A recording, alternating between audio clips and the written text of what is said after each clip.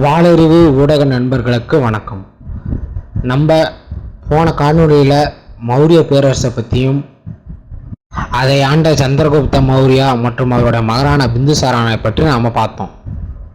இந்த காணொளியில் நாம் அசோகனை பற்றியும் அசோகனுக்கு அப்புறம் மௌரிய பேரரசோட வீழ்ச்சி எப்படி இருந்தது அப்படிங்கிறத பற்றி பார்க்கலாம்.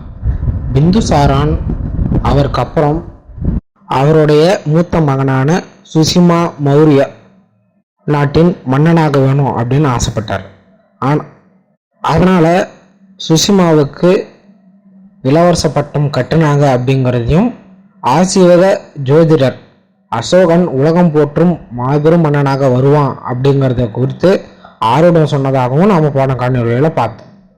பிந்துசாரன் இறந்ததுக்கு அப்புறம் அவனது 100 மகன்களுக்கு இடையே வாரிசு உரிமை போட்டி நடந்தது. இந்த சண்டையில் அசோகன் முதல் பட்டத்து இளவரசனான சுசிமாவை கொலை செய்கிறான்.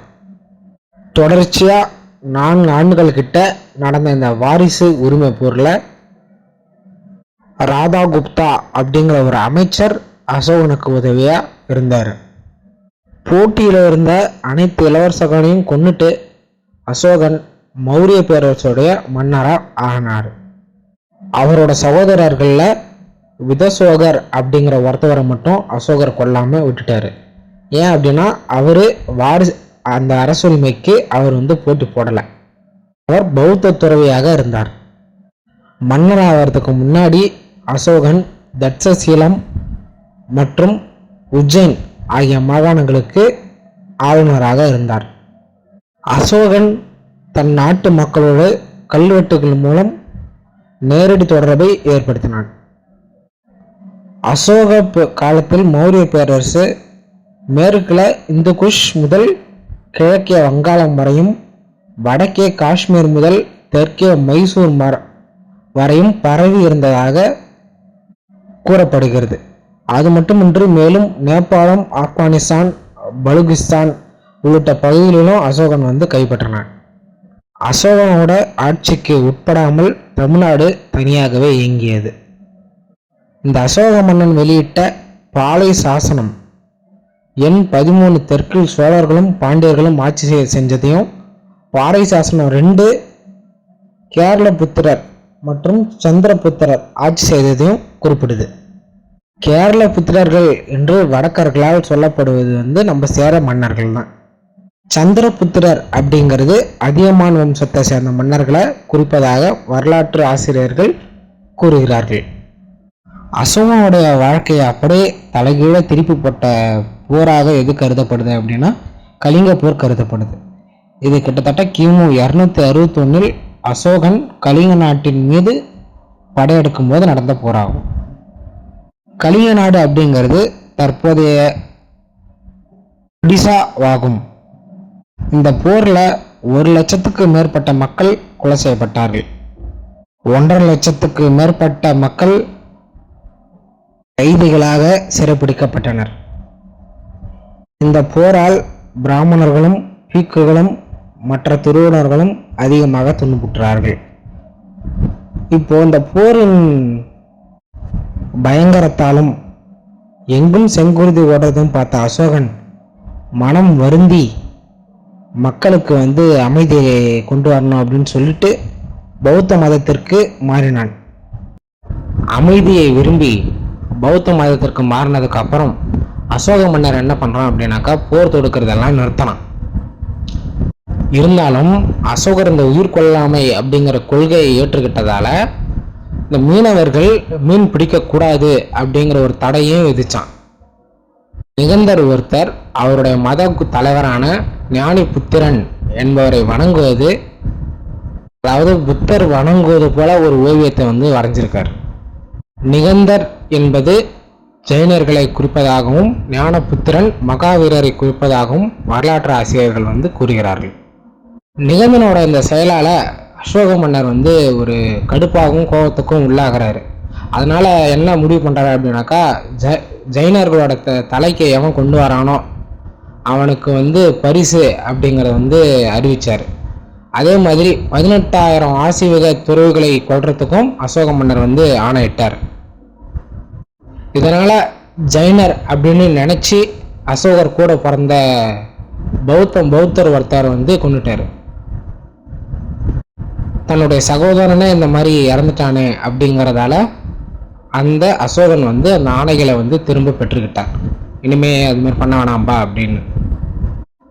தன்னுடைய மகனான மகேந்திரன் மற்றும் அவருடைய மகளான சங்கமித்திரை இவங்களை வந்து பௌத்த மதத்தை வந்து பரப்பணும் அப்படின்னு சொல்லிட்டு ஈழத்திற்கு அனுப்புகிறார். மேலும் பல்வேறு நாடுகளுக்கு பௌத்த துறவிகளை இந்த மாதிரி பௌத்த மதத்தை பரப்புங்க அப்படின்னு சொல்லி அனுப்புறாரு. பௌத்த மதத்திற்கு மாறினதுக்கு அப்புறம் அசோகன் வந்து என்ன பண்றான் அப்படின்னாக்கா பல்வேறு துறவிகளுக்கு தானம் வழங்குறாரு. பௌத்த விகாரைகள், அதாவது இந்த புண்ணிய ஸ்தலம் அப்படின்னு சொல்லுவோம் இல்லையா, அந்த இடங்களுக்கு வந்து யாத்திரை வந்து மேற்கொள்றாரு. அசோகரது மதகுருவான உபகுப்தன் அப்படின்ற ஒருத்தர் வந்து இருந்தார். அசோக மன்னன் என்ன பண்றான் அப்படின்னாக்கா பாடலிபுத்திரத்துல 3வது பௌத்த மாநாட்டை வந்து கூட்டினார். மேலும் அவருடைய நாட்டை ஒரு தம்மம், ஒரு மொழி, ஒரு எழுத்து மூலம் இணைச்சார். பிராமி எழுத்து முறையில் கல்வெட்டுகளை அசோக மன்னன் வெளியிட்டான். அதனை படுத்து காட்ட ஒருவனையும் அசோக மன்னர் வந்து நியமித்தார். அசோகருக்கு முன் வடநாட்டில் எழுத்துக்களே இல்லை, அதாவது எழுத்தறிவு வந்து வடநாட்டில் இல்லை. அதனால மக்களுக்கு எப்படி படிக்கிறது அப்படிங்கிற அறிவும் இல்லை. பிராமி எழுத்துக்கள் தமிழ்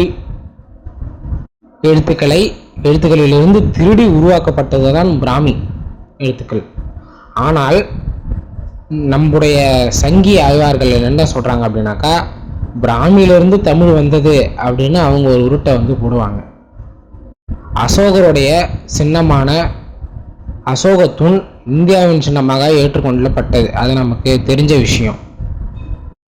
சாராநாத் அப்படிங்கிற இடத்துல கண்டெடுக்கப்பட்ட இந்த தூணில் 4 சிங்கம், குதிரை, காளை, அப்புறம் கீழ்நோக்கிய நிலையில் தாமரை, அது மட்டும் இல்லாமல் 24 ஆரம் கொண்ட ஒரு சக்கரம் இடம்பெற்றுள்ளது.